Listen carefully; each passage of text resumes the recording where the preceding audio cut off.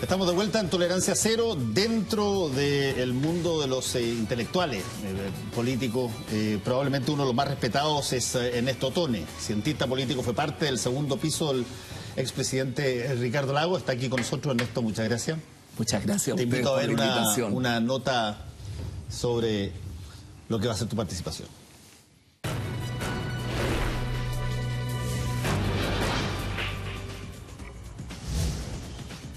No para simplemente el caso Penta, suma aristas políticas que complican no solo a la UDI.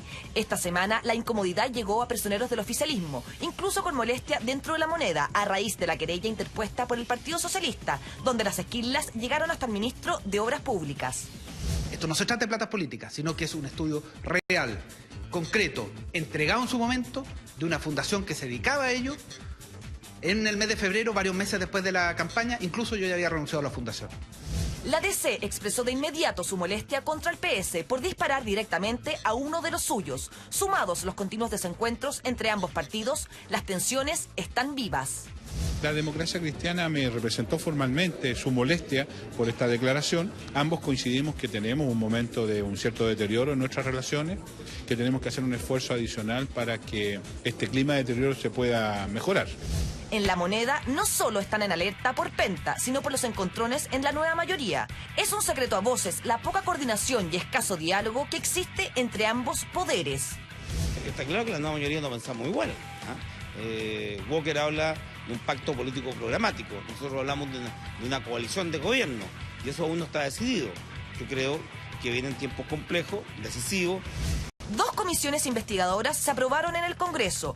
Una se abocará a conocer las acciones de fiscalización que ha asumido el Servicio de Impuestos Internos frente al caso Penta. La otra abordará el financiamiento de todas las campañas electorales desde el 2005. Aquí la estrategia de la UDI es cuestionar los dineros de campaña de la presidenta. Creo que eso de estar ya emplazando a ministros, a candidatos presidenciales o a la actual presidenta de la República, me parece que eso nace solo de la creatividad y de la imaginación de la UDI. Ánimo de empatar no, pero sí que la gente tenga toda la información posible, que tengamos buena memoria y que tengamos buenas conclusiones. Lo razonable sería tener una sola comisión investigadora que analizara desde el inicio de la existencia de los aportes reservados, que es el 2005. En mi campaña no hay un solo peso ilegal. Todo lo que es los aportes fueron legales, informados, revisados y aprobados por el Servicio Electoral. Antes de empezar a conversar con Ernesto Tone, les recordamos que tenemos una pregunta. La pregunta tiene que ver con otro suceso muy álgido esta semana, las declaraciones del embajador de Chile en Uruguay, Eduardo Contreras, y la pregunta es muy sencilla: ¿el gobierno debió o no debió destituir al embajador Contreras tras sus dichos en Uruguay? Usted conteste sí o no en nuestro sitio web. Ernesto, el despelote que estamos viendo, porque existe el despelote, ¿es algo que se pudo haber pensado que iba a pasar o te sorprendió? Mira, Fernando, yo la semana que pasé unos días en México.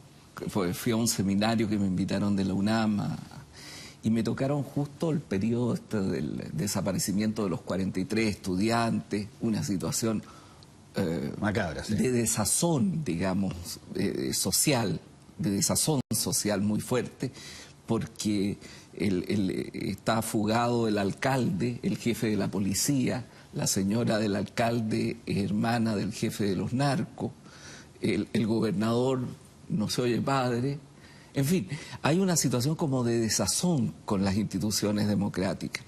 Entonces, lo que yo te digo es, cuando tú me dices despelote, sí, claro, de manera comparativa, porque yo encuentro que es tecito con leche. O sea, que estamos en una situación en la cual hay un debate con algún nivel de desorden, pero que en general es una situación que, si tú la miras comparativamente con la situación regional o mundial, etcétera, es un país que funciona bastante a ver, pero ordenadamente. Yo te lo digo por las siguientes cosas. A ver, cuando tú tienes un país donde el contralor puede dar opiniones como quiera y no pasa prácticamente nada porque se está a punto de ir.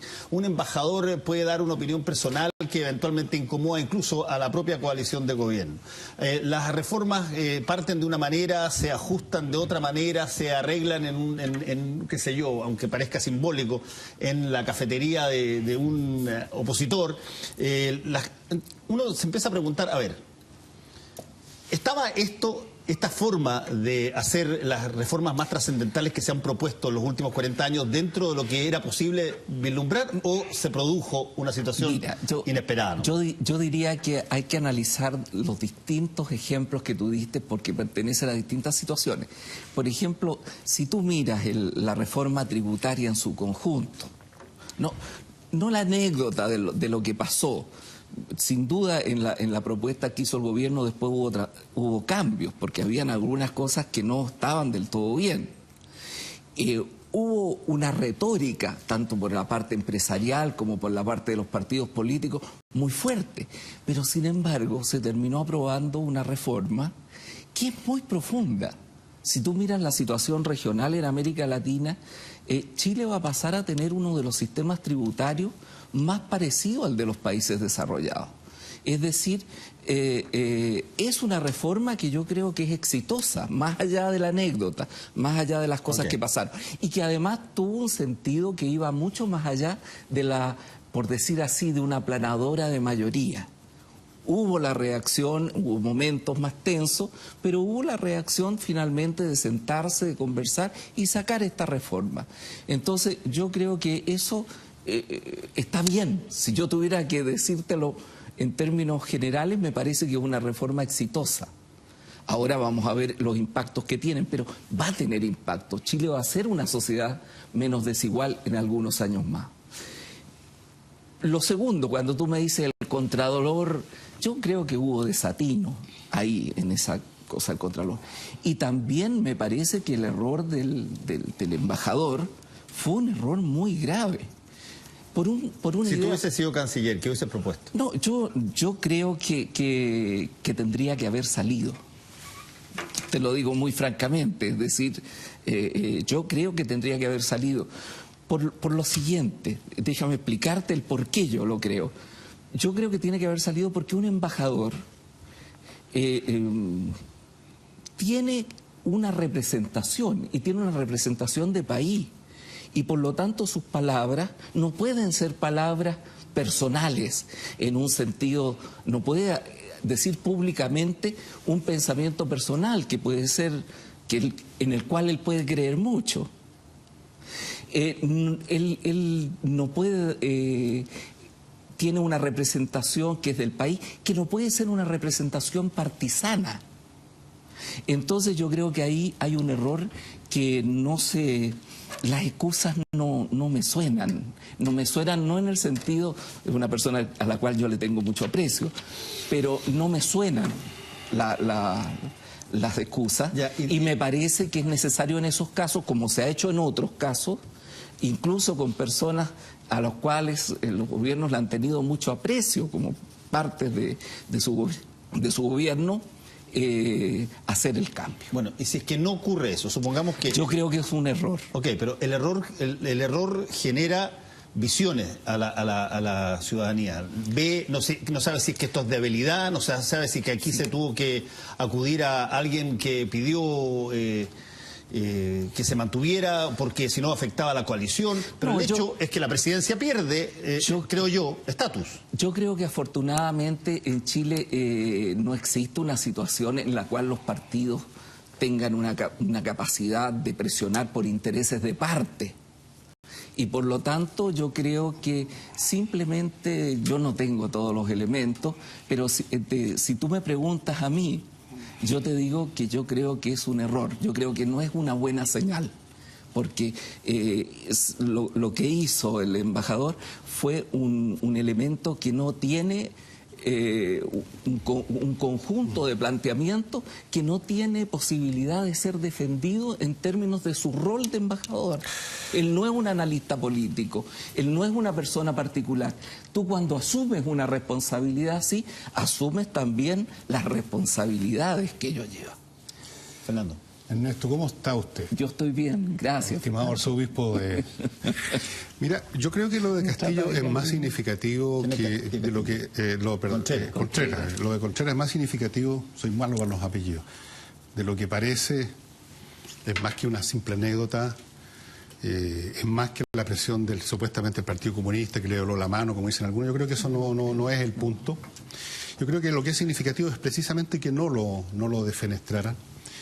Me parece a mí que Contreras, sin que necesariamente estén todos 100% con sus palabras, de algún modo refleja una onda, una sintonía que es propia de todo el gobierno, de la nueva mayoría en gran parte, salvo quizás la DC, y mucha gente que lo votaron por la señora Bachelet. Hay un clima que está, y sí, yo creo que lo vamos a reflejar en esta encuesta telefónica.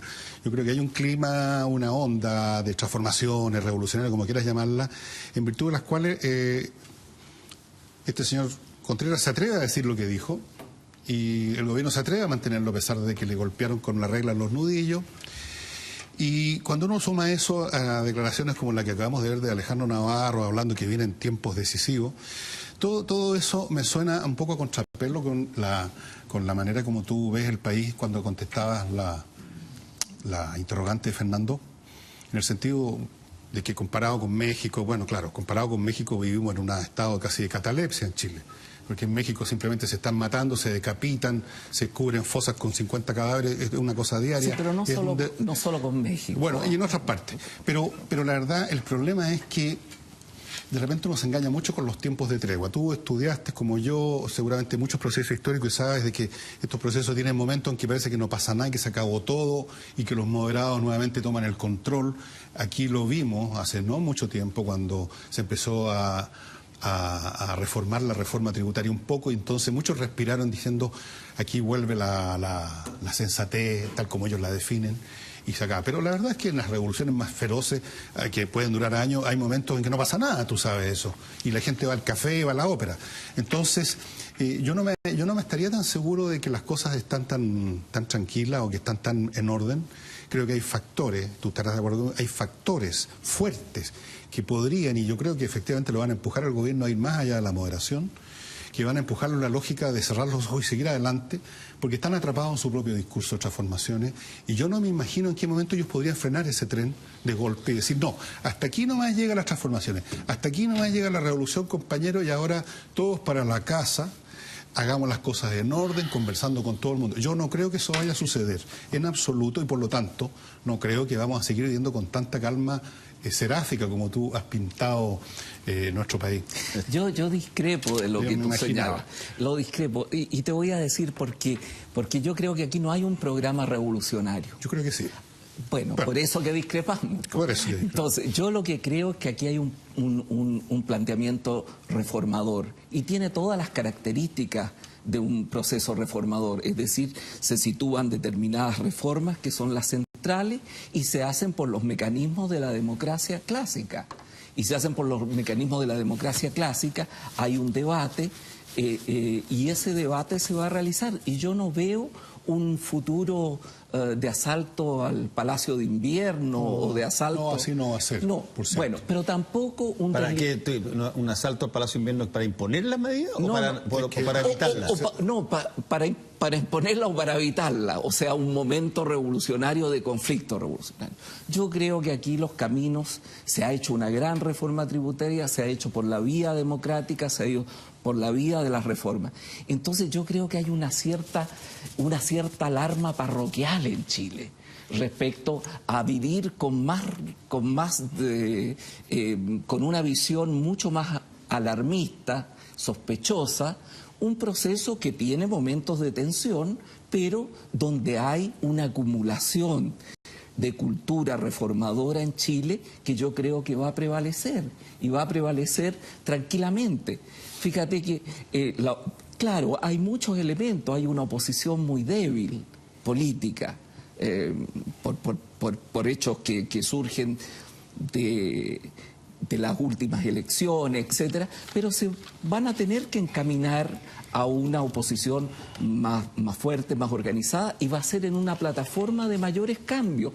Oye, ninguna propuesta del programa de Michelle Bachelet es una propuesta de cosas que no existan en los países desarrollados con economía de mercado y que no son revolucionarios, sino que son reformistas. Pero mira... Perdona, pero los que... Bueno, pero no, dale, Fernando. No, es que si va a seguir la línea, porque yo quiero hacer... Te iba a decir de que probablemente el día en que aquí se declaró el 18 de septiembre de 1810 la Junta...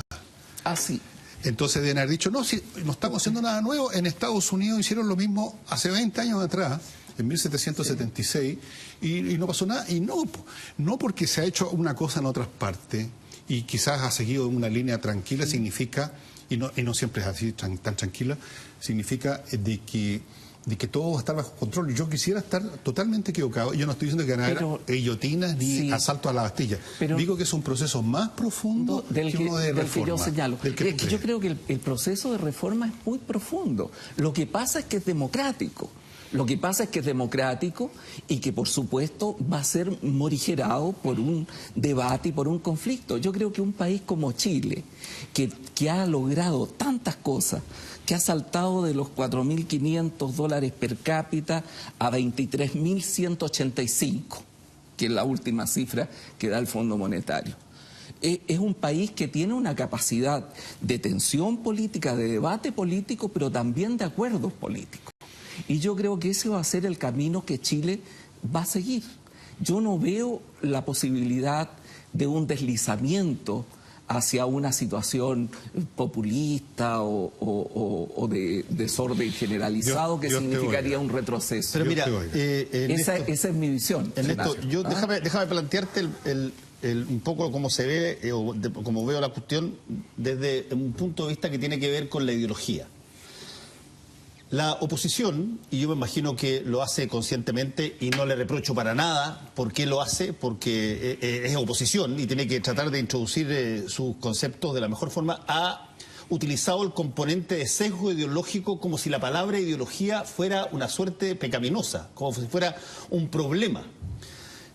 Porque dice, todo lo que postula la nueva mayoría tiene sesgo ideológico, como si el mercado o el Estado subsidiario o la AFP o la ISAPRE no tuviera sesgo ideológico. Bueno, pero lo que sí es interesante es que ellos decían hasta hace muy poco, y yo creo que tenían razón, decían los presidentes básicamente de derecha del mundo, decían que Occidente había asumido los grandes principios estructurales de la derecha. El mercado, la libertad de las personas para elegir, la posibilidad de tener libertades para movilizarse e informarse. Ok, y yo encuentro que eso es cierto. El punto que yo creo que está ocurriendo es que mundialmente, y Chile es parte de eso, lo que está pasando es que han cambiado las ideas que mueven a las personas hoy día. Los conceptos básicos. Cuando se dice no al lucro, no a la selección, no al copago, y eso queda como anclado, el fin de los abusos, el término de la impunidad en materia de delito económico, si tú quieres, y un gobierno los hace suyo y los plantea. Si es que eventualmente mete la pata o se despelota, o si es que no logra hacer lo que propuso hacer.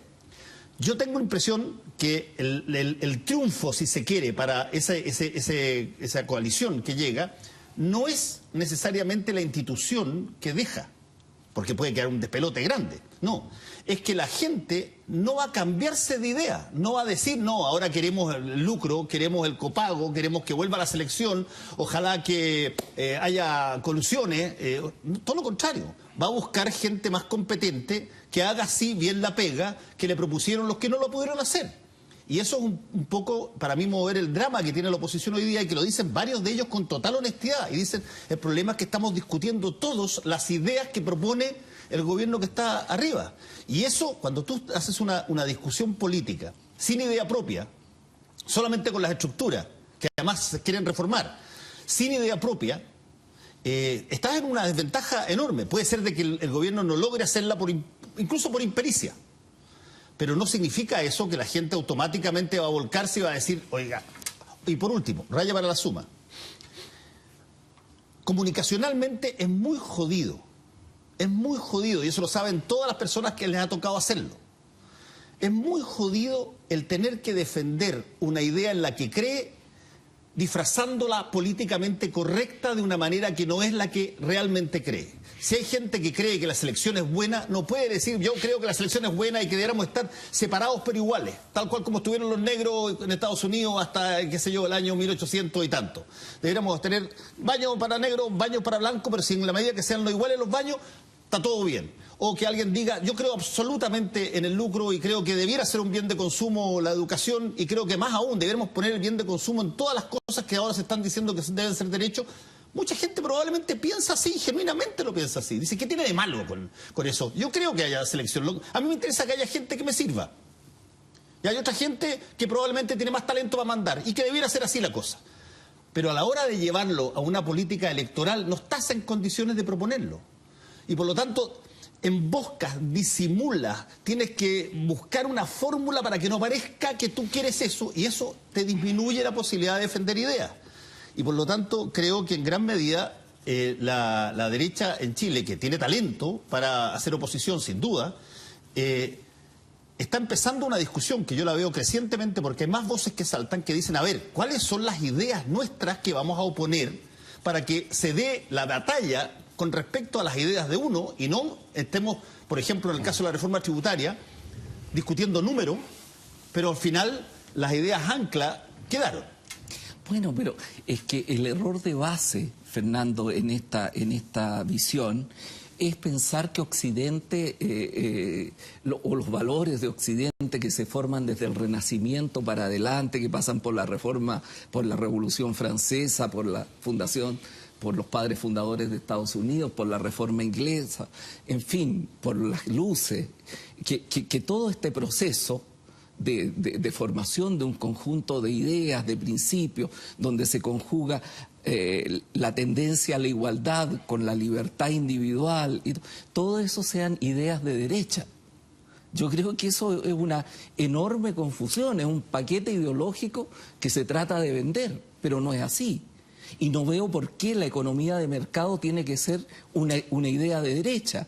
La economía de mercado en los países nórdicos, todos tienen economía de mercado, pero al lado de él tienen estados con políticas públicas muy fuertes que morigeran esas diferencias y generan elementos de igualdad. Entonces, lo que pasa acá es también que hay una derecha que está completamente aferrada a un pensamiento completamente neoclásico, neoliberal, o llámese como se le llama, que es una de las lecturas de la sociedad moderna.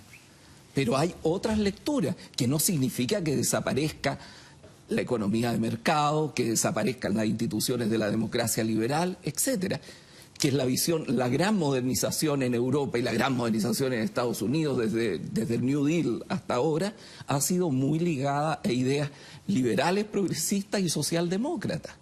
Entonces, este es un país donde una derecha se ha mantenido muy ligado a eso. Si tú piensas bien, en Francia, en Italia, etcétera, muchos de los elementos del viejo estado de bienestar, que hoy día está también sufriendo cambios muy fuertes, fueron logrados por el gaullismo en un caso, por la democracia cristiana en el caso de Italia, en fin, por fuerzas que no eran particularmente tampoco de izquierda, ni de centro izquierda en algunos casos.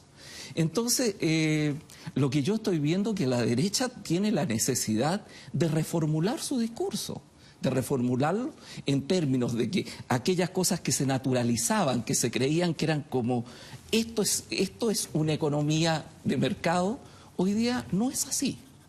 Es decir, lo que ellos pensaban era una suerte de sociedad de mercado, donde el mercado era el gran... Es como una religión en torno a eso. ¿Ah? Entonces, que es el gran organizador, el demiurgo para que funcione la sociedad. Y eso no es así.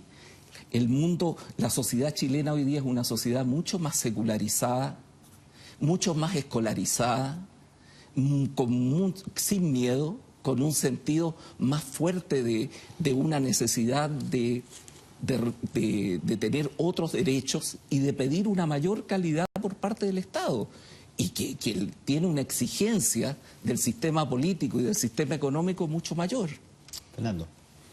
Todas estas cosas que parecen tan nuevas de repente en esto, Fernando, en el pensamiento de la derecha o el pensamiento llamado progresista ahora, son más viejas que el hilo negro, tú sabes. Cuando uno lee a Polibio o lee a Platón, se encuentra con más o menos los mismos esquemas. Las derechas, disfrazando su pensamiento, porque si lo dicen francamente, y hay un mecanismo democrático, no los apoya nadie, se apoyan ellos mismos nada más. Y las izquierdas hablando, o las izquierdas según los tiempos tenían otros nombres, hablando de la igualdad, la justicia, sí. Y la derecha siempre también ha jugado al transvestismo político. Si aquí en Chile, ¿cuándo ha sido que la derecha en régimen democrático, con votaciones y todo eso, haya dicho exactamente lo que piensa, que es todo lo que recitó Fernando? La meritocracia, los más capaces tenemos que estar arriba, los otros los que no pueden nomás y se hunden, salvo que seamos caritativos y les tendamos una mano, pero como eso no se puede decir porque nadie vota por eso, se han transformado. Con Jorge Alessandri era el carisma personal de Jorge Alessandri. Con otros ha sido la religión que los hace. Las oligarquías eran en gran parte una manera de ver el mundo que hacia las masas se expresaba como la tradición, como la religión, como la familia. Siempre se han disfrazado, si no hay ninguna... Y lo tienen que hacer. El día de mañana que se para un señor y diga, mire señor, aquí en este mundo lo lógico y lo justo es que a los talentosos les vaya bien y los demás que se jodan. El día que dicen eso, simplemente lo cuelgan de un farol. Entonces, siempre las derechas que piensan así, muchas veces sin tener ninguna ropa para eso, porque uno ve muchos incompetentes en esos sectores. Una enorme cantidad de incompetentes. Discutiría fuertemente el aspecto meritocrático de la derecha. Bueno, por eso te digo, hay claro. muchos simplemente que heredan cosas y que se quedan ahí con las patas y el buche. Pero ese es el discurso.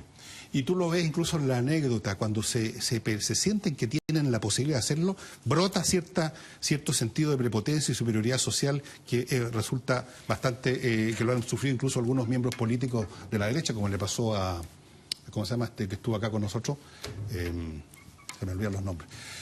El hombre que anda en bicicleta estática en los gimnasios y con una cuestión que le sale por la oreja, que ahora es evangélico. Ah, Moreira. Moreira, que lo miraron de repente un poco a huevo porque era Moreira, no era, no sé, por algún apellido vinoso. Bueno, siempre la derecha ha sido así. Pero tú Moreira, fíjese nomás. Pero tú sientes en esto, Toné, que la presidenta Michelle Bachelet tiene el control de lo que está pasando. No, mira, nunca hay control en una democracia, afortunadamente, nunca hay un control total. Afortunadamente la democracia es por definición un sistema donde los controles son relativos y por lo tanto si tú diriges un gobierno donde hay una coalición de apoyo muy diversificado, y qué bueno que sea así también, muy diversificado, tú naturalmente no tienes afortunadamente un control de todo lo que está pasando, de todo, es imposible. Tú pero tienes que tener un mínimo la capacidad de una dirección para encauzar. ¿Y eso está? Yo creo que esos cauces están. Pero yo reconozco, o sea, ustedes tienen razón cuando plantean un elemento, porque yo creo que hay pulsiones. Yo creo que hay pulsiones en un sentido del síndrome, de lo que yo llamo el síndrome del árbol de Navidad, que es ponerle más cosas al árbol, digamos. Y eso es muy peligroso para un proceso reformador. Para el árbol también. Y para el árbol, por eso, claro. Considerando que el árbol es el proceso reformador, es la columna vertebral del proceso. Si tú le colocas demasiadas cosas, no vas a poder finiquitar ninguna. Y entonces hay un conjunto de cosas que están planteadas. La reforma educacional es una cosa tremendamente compleja. Y todavía faltan elementos como para saber exactamente qué es lo que va a hacer. Significa el movimiento para millones de hogares, en fin, es una cuestión compleja. La reforma política también es una cuestión compleja, porque hay una tensión, por decirlo así, entre los principios, en cómo se puede formar un sistema lo más representativo posible, porque tampoco hay sistemas perfectos, lo más representativo posible, y los intereses mezquinos de la naturaleza humana. ¿Vale? ¿Cuáles son esos intereses mezquinos? Los intereses de los... Fernando no cree que haya una naturaleza humana. Yo no creo que haya naturaleza humana, creo que eso se llama ilusión de falso consenso, donde al final uno quiere hacer las cosas y le pide a toda la humanidad que sea como No, cuando yo hablo de naturaleza humana no hablo en un sentido de derecho natural. Yo hablo de las características que están presentes muy fuertemente y que atraviesan la historia, que atraviesa el pensamiento, que atraviesa... De eso hablo. Yo le llamo teóricamente acumulación civilizacional. Eso es, no es un principio que baja de alguna parte o un punto filosófico al cual todos nos refiramos. Pero cuando te digo yo, cuando te hablo de naturaleza humana, te estoy diciendo los intereses de los incumbentes, de quienes están ahí, digamos, y muchas veces se disfrazan de argumentos, cosas que son, convienen o no. Me queda un poquito chiquitito. ¿Tú no le tienes temor a que pueda pasar esta vez lo que de alguna forma pasó también en términos de la Unidad Popular en otra dimensión, el que los partidos y la representación parlamentaria se imponga a la presidencia? No, yo creo que Chile ha acumulado un conjunto de principios políticos de buena conducción que yo creo que son muy fuertes. No creo que se camine hacia una situación donde el partisanismo destruya cualquier posibilidad de convivencia. ¿Tú crees que no? No creo. Bueno, Ernesto Tone, te agradecemos mucho que hayas estado con nosotros en Tolerancia Cero esta noche. Yo les agradezco a ustedes la invitación. Y volvemos en un ratito con la vocera de estas personas que se oponen a esta represa hídrica en el Alto Maipo.